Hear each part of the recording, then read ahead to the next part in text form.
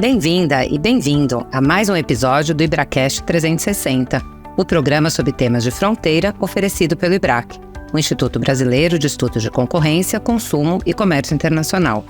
Neste programa, entrevistamos grandes especialistas a fim de tratar de questões controversas e tendências na área de interesse do Instituto, para ampliar os horizontes dos nossos ouvintes. Caros ouvintes, dando continuidade aos episódios do programa IBRAC 360 da quinta temporada do IBRAcast, o tema de hoje é os desafios da regulação de seguros no Brasil. Nosso convidado de hoje é Alessandro Ottaviani, superintendente da Superintendência de Seguros Privados, a SUSEP. Ele é professor de Direito Econômico e Economia Política da Faculdade de Direito da Universidade de São Paulo, graduou-se pela Faculdade de Direito da Universidade de São Paulo, possui mestrado em Ciência Política e doutorado em Direito Econômico pela USP, foi também conselheiro no Tribunal Administrativo do Conselho Administrativo de Defesa Econômica. Bem-vindo, Alessandro, uma honra tê-lo aqui conosco, uma alegria que você topou o nosso convite e um prazer recebê-lo no nosso programa. Tenho certeza que a gente tem um tema muito interessante e desafiador para debater hoje e acho que estamos em boa companhia. Eu sou Flávia Chiquito, diretora de Relações Institucionais do IBRAC. Estou acompanhada de Paulo Casagrande, que é junto comigo responsável pelo IBRAcast 360. E também temos hoje aqui um entrevistador convidado. Temos a presença do Dr. Amadeu Ribeiro, ex-diretor do IBRAC, e atualmente sócio do escritório global DLA Piper, onde é co-líder no grupo de prática regional latino-americana. Ele é bacharel e doutor em Direito pela USP, com tese justamente sobre a regulação de mercados de seguros, que é o tema do nosso programa de hoje. Algo que certamente será muito proveitoso para a discussão que a gente vai ter aqui. Bom, o episódio está para lá de especial, então vamos em frente. A honra é minha e a alegria é minha, viu, Flávia? Sei que eu já atrapalhei aqui a ordem que vocês tinham pensado, mas é porque eu estou, de fato, bem feliz em revê-los todos, viu? Igualmente, Alessandro, um prazer falar contigo. Acho que a gente pode começar a tratar aqui do nosso tema. E acho que a gente poderia começar em você contando para a gente, Alessandro, e para os nossos ouvintes, sobre como se deu o seu interesse pelo setor de seguros, que parece ser algo bem específico, né, dentro da economia e dentro até dos vários interesses que um estudante de direito pode ter, se interessar pelo setor de seguros. Como é que isso teve presente no início da sua carreira, em sua atividade acadêmica, e também no exercício de funções públicas, primeiro como conselheiro do CAD e agora como principal autoridade reguladora desse mercado no país? Paulo, mais uma vez, obrigado ao IBRAC pelo convite, obrigado a Flávia, você, Paulo, ao Amadeu também que está aqui, a gestão toda do IBRAC. Aliás, esses episódios aqui são um sucesso, tá? Tenho que revelar a vocês aqui, alunos meus da graduação, da pós-graduação, de vez em quando vêm me falar de episódios que eles ouviram, então estou aqui fazendo esta inconfidência no início do programa, então estou feliz de estar aqui. Sobre seguro, Paulo, assim, eu conversando com o presidente de seguradora na semana passada, ele me falou o seguinte: olha, por que nós temos que nos esforçar muito para vender o nosso produto? Porque nenhum cidadão neste país acorda de manhã, se espreguiça e fala: nossa, que vontade de comprar um seguro hoje. Né? Não existe tal disposição assim, sentimental tão proativa em relação à área. Né? E da mesma maneira, é muito raro, né, uma pessoa que tenha desde o começo da vida sonhado em trabalhar com seguro, né? Eu posso assegurar que certamente este também é o meu caso. Eu nem pensava em hipótese qualquer na minha vida em trabalhar com seguro, até aquela hora que é comum na vida de todos nós aqui que estamos nesse programa e os que estão nos ouvindo também, que você tem que vai atrás do estágio, está chegando o 5º ano, onde é que você vai conseguir garantir a sua sobrevivência. Eu tive uma sorte, uma bênção, na verdade. Enfim, por uma série de coincidências dessa da vida, eu fui fazer uma entrevista e caí num lugar que era especialista nessa área. A entrevista estava marcada para começar às 6 horas, era 9 horas da noite e ninguém tinha me recebido ainda, né? Falei, putz, esse lugar aqui, enfim, eu ouvi uma música ao longo dessas 3 horas vinda da sala onde eu deveria estar, né? Aí quando finalmente deu 9 horas, que eu fui chamado a fazer a entrevista, aí o dono do escritório, Ernesto de Cironic, falou, me desculpa, é porque eu estava aqui com esse músico aqui, a gente estava ouvindo essas músicas e etc, eu vou patrocinar o trabalho dele. Enfim, e aí a gente começou a entrevista e falei, acho que este é um bom lugar para trabalhar, né? Porque eu vim aqui falar de seguro e, na verdade, a turma aqui está gostando de patrocinar eventos culturais e coisa do gênero, e foi uma experiência muito satisfatória mesmo, e lá aí eu tive a oportunidade de fato de entender a relevância do setor todo para a economia. Aí eu fui compreender por que o Ascarelli e outros tantos vislumbraram a teoria da empresa a partir da sua reflexão sobre o direito do seguro, o contrato de seguro, aquilo que eles chamam de contrato plurimo, que dá a base cognitiva para pensar a empresa como uma comunhão de interesses, né? Mas, enfim, aquele menino do 5º ano que eu era, não pensava em nada disso, tá, Paulo? Só pensava em arrumar um bom lugar para estagiar, poder sair de casa, finalmente da casa dos pais, e aí foram anos muito felizes, e depois, enfim, fui traçar outros caminhos, né?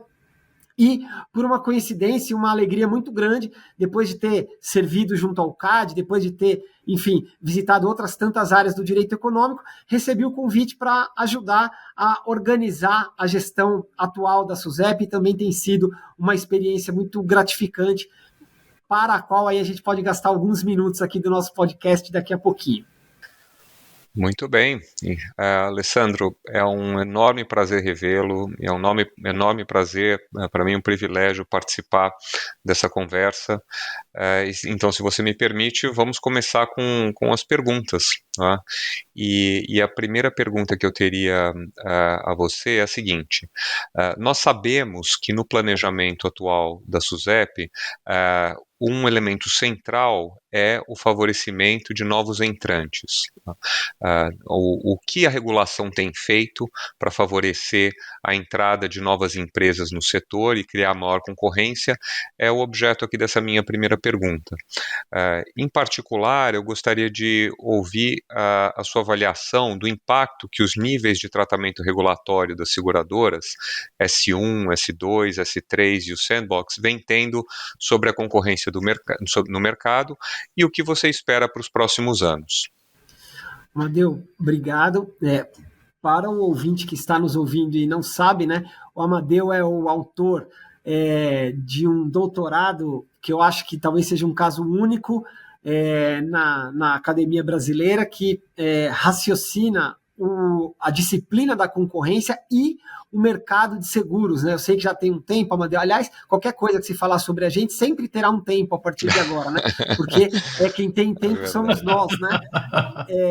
Sim, o doutorado do Amadeu tem um tempo, mas eu tenho certeza que se eu fosse relê-lo hoje, Amadeu, eu ainda o releria com muitíssimo proveito, porque o impacto que a leitura me causou lá atrás foi muito grande, um trabalho muito robusto. Então, quero fazer esse disclaimer aqui para todos os que estão nos ouvindo, né? E muito Amadeu, obrigado. É verdade aqui, enfim, mérito todo do pesquisador Amadeu. Aliás, discutimos o seu trabalho, né, Amadeu? Ele não era nem doutorado ainda, né? Nós fomos numa salinha lá, na Escola de Direito da GV ainda, né? Salvo se a minha memória também passaram tantos anos, né, Amadeu?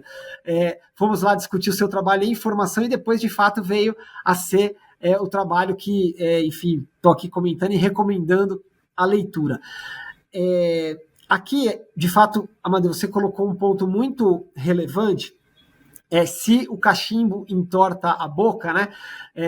Eu posso falar que assim que eu pisei na SUSEP, minha preocupação era não só com a regulação setorial, como é classicamente entendida, né? Se a empresa seguradora, se ela tem adequados níveis de solvência, né? Dinheiro para pagar as apólices que foram emitidas, né? E se aquela gestão está sendo adequada, ou se, enfim, os conteúdos contratuais são bons, né? Mais ou menos aquilo que em direito da concorrência a gente chama de estrutura e conduta, né? Aqui também tem essa perna dupla, né?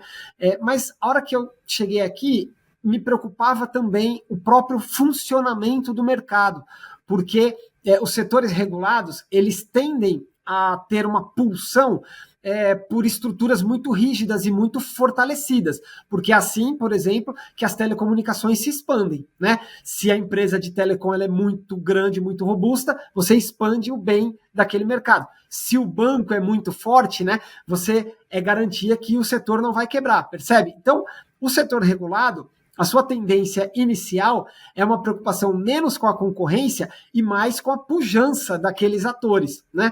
É claro que isso enseja uma série de distorções e uma série de perigos, né? E da minha perspectiva, e da perspectiva também hoje do Ministério da Fazenda, a introdução de concorrência no mercado para a garantia do cumprimento das outras funções, né? Quanto mais concorrência, mais robusta a possibilidade de que se alcance bons níveis de solvência e bons comportamentos contratuais. Então, para nós aqui, a introdução de concorrência era uma premissa desde o início. E como né, que isso vem sendo feito, né? Já era uma política também de gestões anteriores, isso aqui, inclusive porque é mandamento constitucional, né?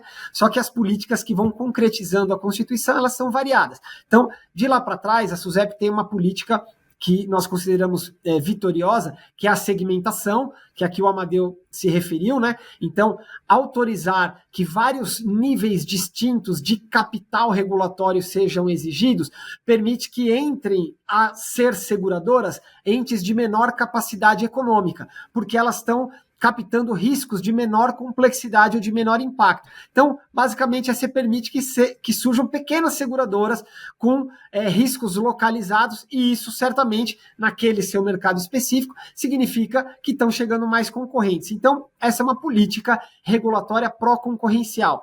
Tem uma outra que eu destacaria, que vem de lá do passado, que é o sandbox regulatório, que é a criação, a incubação de novos concorrentes, né? E a SUSEP tem aí, certamente agora, já um histórico de sucesso, e esse é um programa que não só nós herdamos do passado e mantivemos, como nós vamos pisar no acelerador, né? Nós transformamos o programa agora de antes um edital com um tempo para funcionar, nós transformamos num edital de tempo aberto. Então, a qualquer hora que o empreendedor conseguir convencer o seu investidor de que ele poderá ser um bom segurador, ele pode vir aqui e convencer o regulador. Isso aqui faz toda a diferença, porque ele não fica mais sujeito aos ciclos para tentar cruzar o calendário do regulador com a expectativa do investidor. Isso aqui nem sempre é um cruzamento fácil, né? E aí nós eliminamos essa exigência. E, ao mesmo tempo, nós fomos à FINEP, ao BNDES,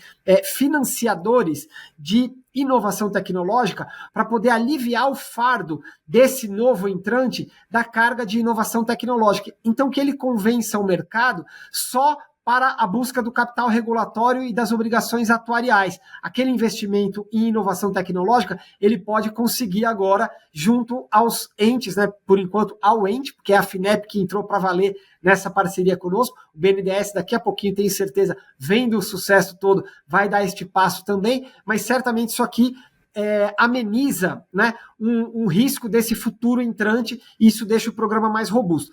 Essas duas iniciativas que eu falei para vocês, elas vêm do passado. Se eu estiver falando demais, vocês me interrompam, tá? Eu vou falar de duas outras coisas agora, que coisas que a gente está fazendo, né? Essa perspectiva de pró-concorrência, herdando esse bom exemplo do passado recente da SUSEP, nós decidimos ampliar isso a uma escala muito maior. Então, nós fomos discutir agora no Poder Legislativo, e isso já está, assim, o projeto de lei plenamente consensuado com os vários atores. Nós estamos trazendo mais concorrentes para o mercado legalizado, uma quantidade imensa de novos ofertantes de seguro ou produtos substitutos, que são as chamadas associações de proteção patrimonial. Isso aqui era um mercado é considerado ilícito no Brasil, só que são 3 mil ofertantes desse produto, né? Que é um fenômeno que ocorreu no Brasil. Eles vendem mais ou menos algo que é parecido com o seguro, em mercados onde as seguradoras tinham dificuldade de entrar ou não tinham interesse para entrar. Isso se proliferou e foi de 0 a 3 mil ofertantes, um mercado que hoje tem quase 25 bilhões de reais, só que na outra ponta, um mercado fora da regulação, fora da fiscalização e fora da tributação. Então, o nosso desafio foi trazer essa turma para dentro da fiscalização, tributação e regulação. E, na verdade, aqui é um choque concorrencial gigantesco. Certamente não serão 3 mil empresas a continuarem no mercado daqui para os próximos anos, mas certamente vai chegar muitas outras empresas aqui. E também as cooperativas vão ser autorizadas a operar seguro. Isso aqui é um outro choque concorrencial. E, por fim, aqui é uma medida de caráter regulatório, assim como está na Constituição, está no Decreto-Lei e em normas internas da SUSEP, nós começamos a interpretar as condutas no mercado de seguros a partir da defesa da concorrência, e essa é uma área aqui que tem que ser estruturada, porque assim como na Anatel tem ali previsão legal expressa para que se zele com critérios concorrenciais para o mercado de telecomunicações e em outras tantas leis que estruturaram autoridades regulatórias, no caso da SUSEP, embora isso não seja expresso, nós entendemos que é mandatório assim interpretar a disciplina jurídica de seguro, porque a Constituição de 88 assim o fez. E, portanto, nós estávamos atrasados na recepção dessa disciplina jurídica. Então, nós estamos estruturando aqui internamente toda uma área para capacitar a SUSEP a ler o mercado de seguro com a hermenêutica da defesa da concorrência. Muito bom, Alessandro. Agora aqui eu vou usar a camisa de diretora de Relações Institucionais do IBRAC, que cuida, faz o acompanhamento legislativo, e eu queria te fazer uma pergunta pensando em normas regulatórias que podem influenciar a entrada de novos agentes nesse mercado de seguros que é tão interessante. Então, está em trâmite no Congresso Nacional um projeto de lei que permite o uso mais amplo de cooperativas no mercado de seguros, como você acaba de mencionar. Como você vê esse projeto, né? E, na sua opinião, o projeto ajudará a promover maior concorrência no mercado de seguros? Você acabou de tocar um pouquinho nesse tema, acho que só para a gente desenvolver um pouco mais. Eu agradeço, Flávia, a sua pergunta que permite aprofundar, né? Eu não tenho dúvida de que isso acontecerá, porque esta concorrência ela já existe hoje, né? Qualquer seguradora que vai Brasil adentro, ela sofre esta concorrência das chamadas associações de proteção veicular, né? Só que essa concorrência ela se faz de maneira, enfim, com algumas desigualdades estruturais ali. Essas associações, elas são historicamente consideradas pela SUSEP como um mercado ilícito, como uma oferta ilícita de seguro. A tributação ali, via de regra, inexistente para os padrões de uma atividade regulada. Então, só que na outra ponta, Flávia, este foi um mercado que não só cresceu demais, e quem sufraga este mercado são os seus consumidores, né? E ele ter saído de 0 para cerca de 20 bilhões significa que tem empreendedores muito competentes ali também, né? No caso da SUSEP, a gente hoje tem olhado para esse mercado com uma dupla face. Nós somos obrigados a fazer a persecução administrativa e judicial, porque, por enquanto, este é um mercado considerado ilegal. Só que, na outra ponta, quando chamados pelo Poder Legislativo a contribuir, nós demos a nossa contribuição técnica de como desenhar este mercado, ou como nós entendemos que seria o melhor desenho deste mercado. Então, em termos de números, né? Hoje estima-se em cerca de 3 mil associações que, no modelo da lei, elas ficarão embaixo das chamadas administradoras patrimoniais, que é mais ou menos como o Banco Central fez lá atrás. Ele colocou diversas ofertantes de crédito, enfim, alguns anos atrás, embaixo de de um guarda-chuva maior, né? Tanto no caso dos consórcios quanto no caso de créditos.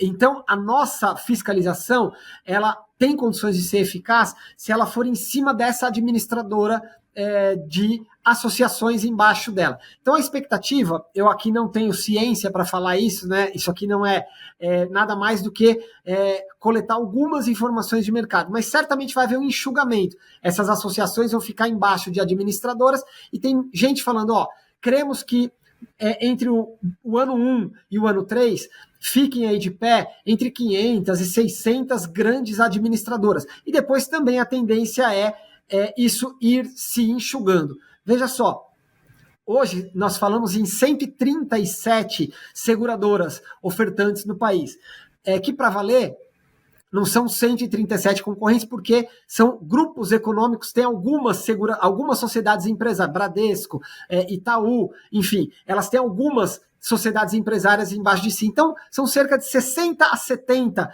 grupos econômicos.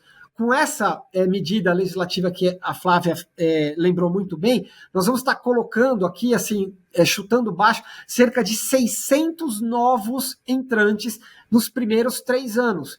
Então, assim, isso é um choque concorrencial, principalmente naqueles ramos que vão ser ofertados, como eu garanto a vocês, não existiu em nenhum país do mundo. Colocar 600 novos atores ali buscando ofertar aquele mesmo produto. E na outra ponta, isso aqui são só as associações, né? Nós temos o outro regime mutualístico, que é o das cooperativas. E aqui nós temos gente muito grande e muito respeitada já no mercado de crédito, Sicredi, Sicobi.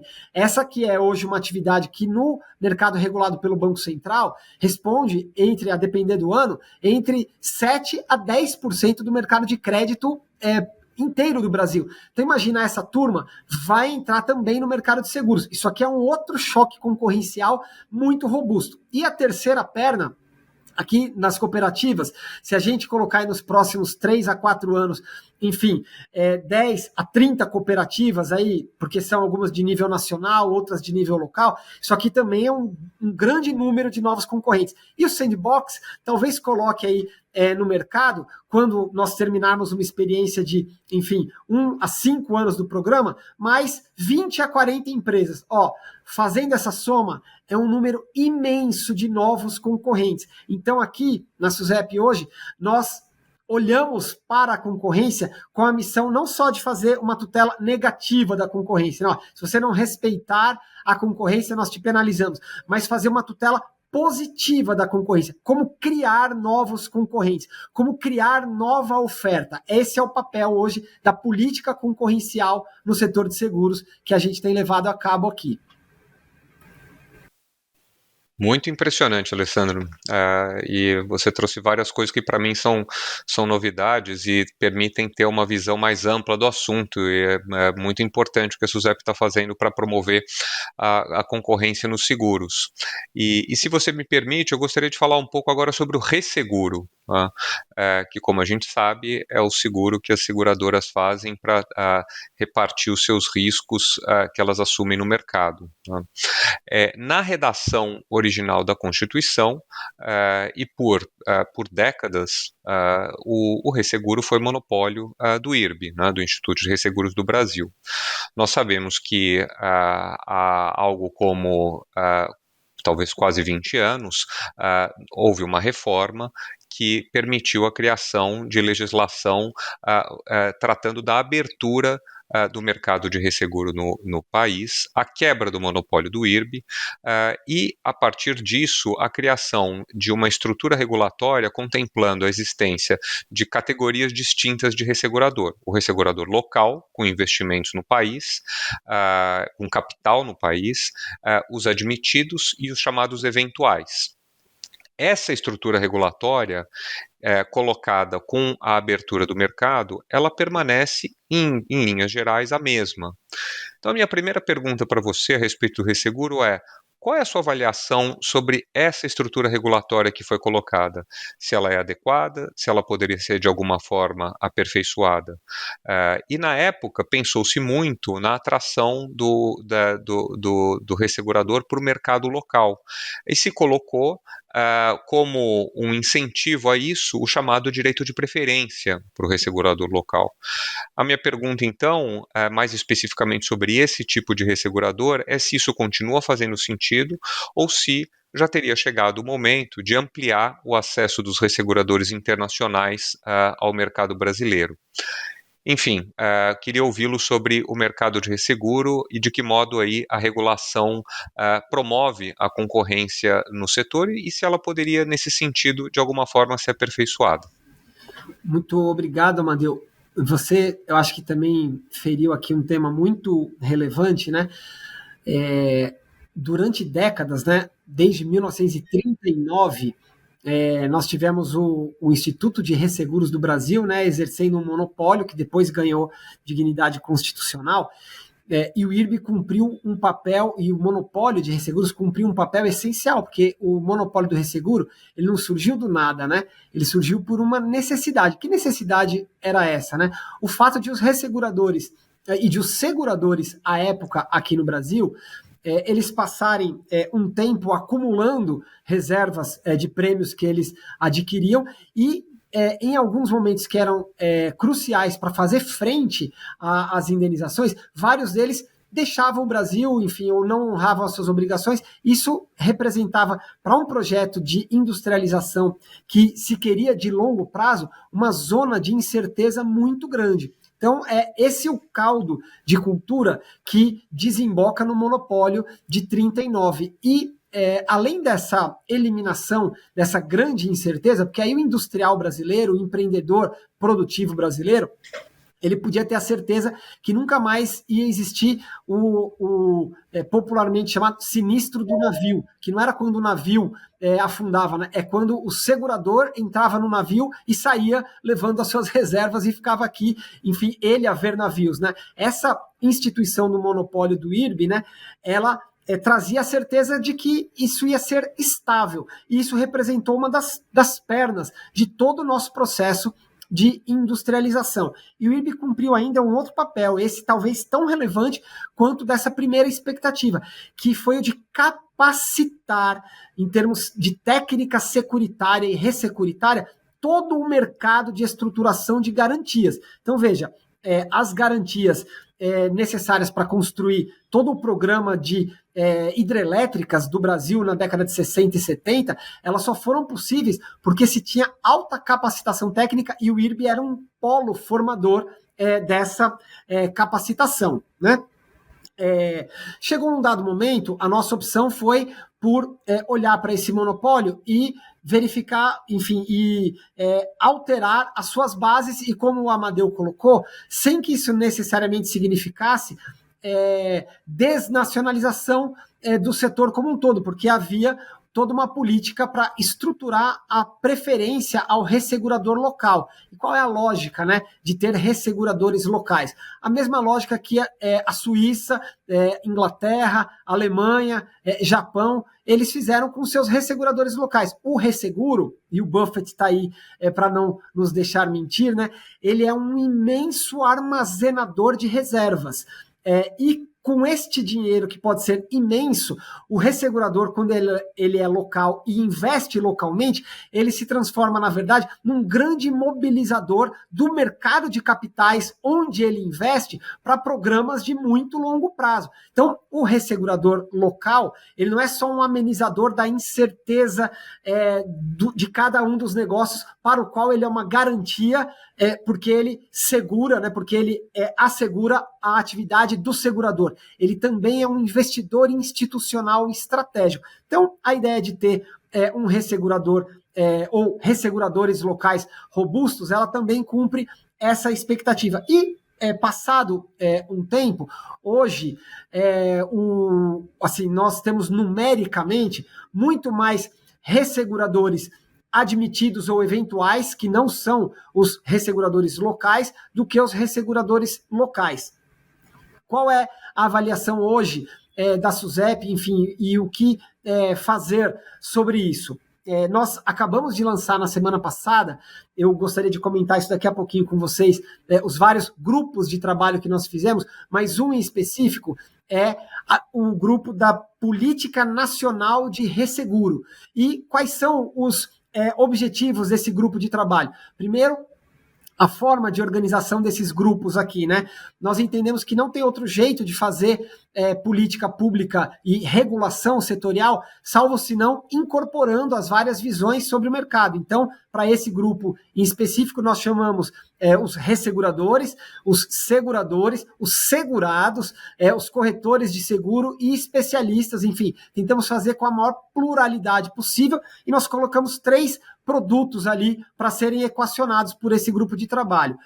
O primeiro é como equacionar a carga tributária do ressegurador local para que ele possa competir com o ressegurador local que está lá na Europa, porque a nossa carga tributária aqui ela oscilava entre 30% e 40%, ao passo que na Suíça o ressegurador local ali ele é tributado em cerca de 4%, por exemplo. Isso aqui certamente faz como atratividade que o ressegurador, ao invés de ele se transformar num ressegurador local brasileiro, que ele se transforme num eventual ou admitido e ele vire um local lá na Suíça, né?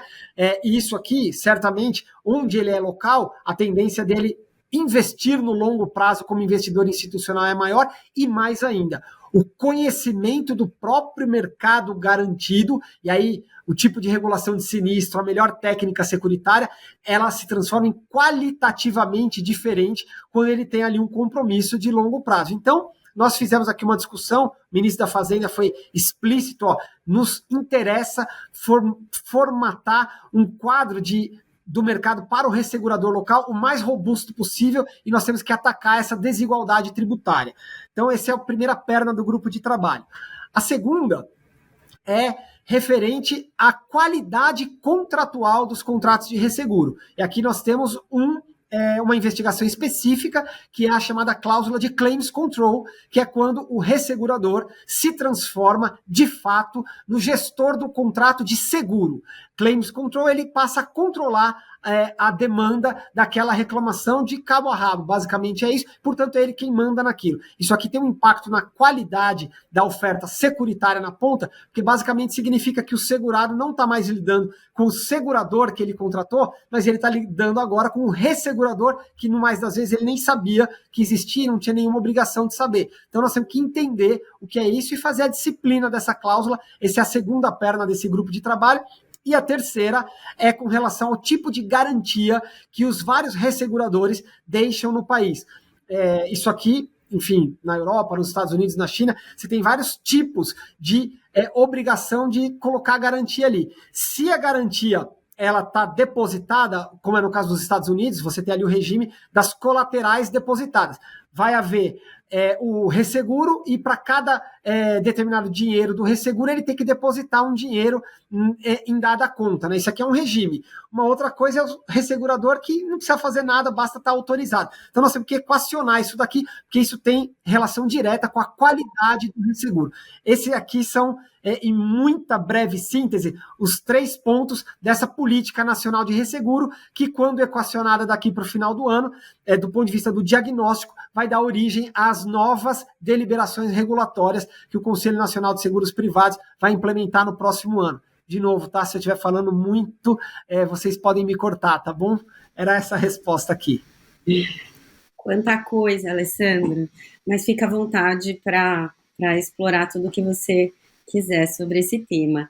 Bom, você deve ter percebido que a gente gosta aqui do IBRAC falar de concorrência, né? Então eu vou voltar um pouquinho nesse tema, pensando em aspectos concorrenciais no setor de seguros, que a ideia também do nosso programa é tratar das sinergias entre cada uma das matérias e temas de fronteira, né? Então, pensando nisso, eu queria te perguntar como tem sido essa cooperação entre CAD e SUSEP, se ela existe, né? E de que modo que ela poderia ser aprimorada.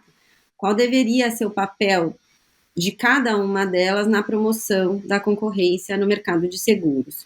E, em particular, Alessandro, como sua experiência, né, de ter atuado no CAD como conselheiro influencia a sua visão a respeito dessa inter-relação institucional?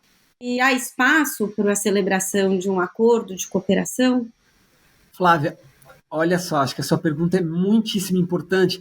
Quando eu era conselheiro do CAD, eu tive uma alegria, que foi ser o relator de um caso, BB Mafre, né? Era a criação de uma seguradora ali. E na época, nós pedimos muita informação para a SUSEP, e, enfim, eu pude ver ali como aquela interação ela poderia ser muitíssimo melhorada, né? Eu fui até a SUSEP no Rio de Janeiro fisicamente, né? Marquei uma reunião, fui até ali. Assim como a relação do CAD à época com a CVM podia ser muito melhorada, do CAD com o Banco Central, do CAD com a Receita, né? Todas essas interações, elas podiam e podem ser muito melhoradas com a SUSEP também, né?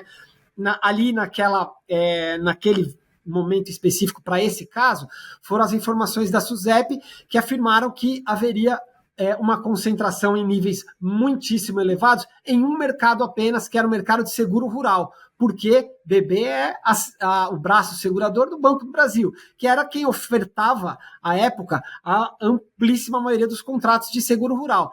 E a Mafre também, coincidentemente, por uma série de questões relacionadas à sua tradição, né? A Mafre vem de uma experiência mutualista lá na Europa, ela também tinha um foco em seguro rural. Então nós íamos para uma concentração muitíssimo grande e a intervenção do CAD ali, o remédio estrutural, foi, topamos essa concentração com a exceção do seguro rural, e ali houve a determinação de desinvestimento, como nós dizemos nesse idioma aqui, né? Ou de venda, como dizem as pessoas normais, né? De venda de um determinado conjunto de parte daquele negócio, né? Olhando hoje, Flávia, o mundo se sofisticou, né? E nós temos outras tantas formas de fazer essa interação, né? Existem programas que a SUSEP ela faz o seu diagnóstico de levar o mercado de seguros para o mundo do Big Data, né? Então, nós temos aqui um programa que é o Sistema de Registros Operacionais, que basicamente busca tornar online, just in time, toda a informação circulante no mercado de seguros. Tudo aquilo que as seguradoras processam internamente, cada contrato e toda a sua vida, isso aqui hoje, a fiscalização, ela busca construir ferramental para acompanhar isso, porque ao final, cada pequena movimentação contratual significa uma movimentação nas provisões e reservas técnicas. Isso aqui diz diretamente com o mercado de registros operado por empresas como a B3, Núclea e outras tantas, né? Isso aqui é um mundo novo do ponto de vista do seguro e também do ponto de vista concorrencial, né? Como é que nós ordenamos, dado que a SUSEP optou por estruturar, pelo menos por enquanto, né, esse mercado a partir da sua interação com essas empresas registradoras, como é que nós organizamos este mercado do ponto de vista mais saudável concorrencialmente possível. Então aqui certamente nós temos toda uma conversa com o CAD, enfim, quais são os padrões que nós temos que adotar, para onde isso deve caminhar. Então o mundo da supervisão financeira, Flávia, ele vai nos trazer, porque o algoritmo é uma realidade muito fugidia do ponto de vista concorrencial. Não é fácil olhar para o algoritmo e falar, opa, você está aqui, você foi pensado para fazer um comportamento anticoncorrencial. E vários dos algoritmos podem exatamente ter sido pensados para isso. Então, como o mundo da supervisão financeira ele vai migrar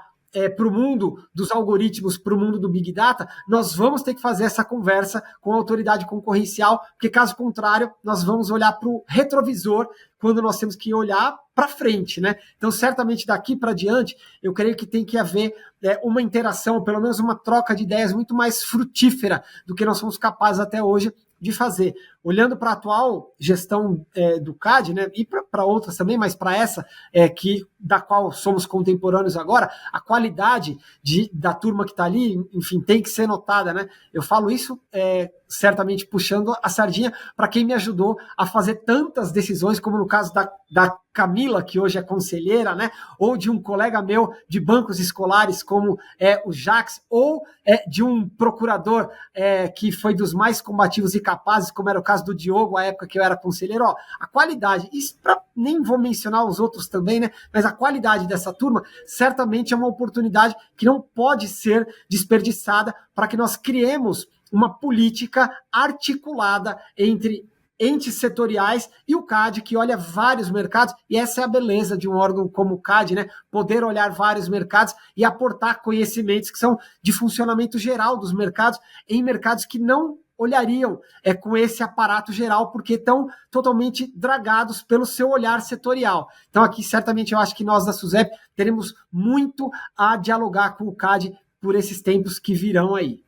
Perfeito, Alessandro. Seu entusiasmo em falar sobre o setor de seguros é algo realmente empolgante, é muito bacana te ouvir tratar de maneira tão articulada e entusiasmada mesmo sobre esses temas e esses desafios regulatórios para um mercado que é tão importante para o desenvolvimento do país. E eu acredito que isso tem a ver também com essa próxima pergunta, que tem a ver com o que a gente está vendo diuturnamente nos jornais, nas notícias, que são os impactos das mudanças climáticas na vida de todos nós e, no que interessa para o setor de seguros, nos danos que isso causa, nos danos e nos correspondentes riscos e incertezas derivados desses novos tipos ou novas frequências ou novos formatos de danos que as mudanças climáticas impactam, né, implicam para o desenvolvimento de atividades econômicas. Nós tivemos enchentes no Rio Grande do Sul, seca na Amazônia, queimadas no Pantanal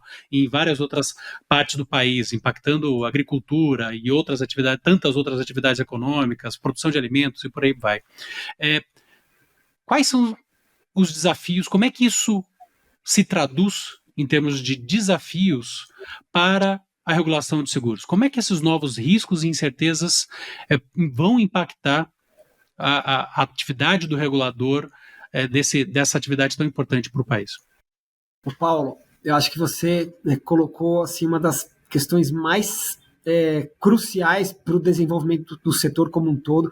Hoje, aqui na SUSEP, nós administramos diariamente, esse é o meu trabalho hoje, né? Eu acordo, ligo para o diretor de fiscalização aqui e faço a seguinte pergunta para ele: como é que está 20% do PIB? Porque entre 15% e 20% é o que a SUSEP administra em termos de provisão técnica. É 1 trilhão e 600 bilhões de reais que as seguradoras captaram como prêmio, e esse dinheiro tem que estar ali para quando vier o evento que está contratualizado, aquilo ser a prestação final do prestador, do ofertante, ou do seguro, ou da previdência, ou da capitalização, ou, enfim, do resseguro, né? Esse é o nosso mercado aqui, é entre 17% a 20% do PIB. Então, é uma montanha de dinheiro com efeitos multiplicadores, né? Ou encadeamentos para frente e para trás, muito relevantes também, se isso for adequadamente pensado. E é por isso que nós temos que preparar a regulação desse setor para os grandes desafios do futuro. E é pensando nisso que nós montamos aqui 5 grandes grupos de trabalho. Eu já falei de um, que é a Política Nacional do Resseguro, vou falar dos outros 4, porque um é o Seguro, Previdência e Transformação Ecológica. Eu vou começar pelos outros e depois eu volto para esse, que é o tema central da sua pergunta. O primeiro desses grupos de trabalho foi Novo PAC, Neoindustrialização e Seguros, que é basicamente qual é o melhor desenho institucional e contratual para que os programas de investimento que hoje estão na praça, eles possam contar com o seguro como uma ferramenta adequada. Então, aqui, o seguro garantia, o seguro de riscos de engenharia, eles podem ser ferramentas melhor pensadas para que o Brasil dê um salto de produtividade. O outro grupo de trabalho foi Política Nacional de Resseguro. O Brasil tem uma penetração de seguro, Política Nacional de Acesso ao Seguro. O Brasil tem uma penetração de seguro muito pequena. Nós comemoramos aqui, quando o ramo de seguro ele tem muito sucesso, ele chega entre 20% a 30% do potencial do mercado. Por exemplo, o seguro auto. Né? Comemora-se quando a gente bate em 25% da frota de automóvel segurada, tá uma maravilha. Olhando para o outro lado, são 70% do mercado que está fora dessa conversa. Seguro residencial, seguro de vida, seguro de rural, de área agricultável, tudo oscila lá para baixo, na casa dos 10%. Significa que o Brasil tem uma imensa potencialidade de cerca de 80% a 90% em cada um dos tipos de seguro ofertados. Não há país com essa possibilidade de crescimento. Então, nós temos que ser capazes de construir essas opções regulatórias para explorar, para desenvolver esses mercados, né? O terceiro grupo de trabalho é mercados de seguro e previdência e cibersegurança, porque hoje nós estamos migrando a fiscalização e a própria os próprios tipos de riscos, eles são riscos afetos à economia digital. Então nós temos que ter capacidade para que o mercado oferte garantias para isso, mas que o ente fiscalizador seja capaz de navegar nessas águas também. O quarto grupo de trabalho é o Política Nacional de Resseguro, sobre o qual eu já me deti, e agora, finalmente, esse quinto eixo estratégico, que é o da tua pergunta, seguro e transformação ecológica, né? Então, aqui, Paulo, olha só, nós temos vários desafios, né? Se os seguradores não compreenderem, e os resseguradores também, né, não compreenderem os riscos que eles estão segurando adequadamente, qualquer grande desbalanceamento de um ano para outro, 2 anos para outro, 3 anos para outro, é capaz de acabar com, enfim, todo um planejamento atuarial. Então, veja, aqui a transformação ecológica ou a transição ecológica, ela é um risco para a própria existência do mercado.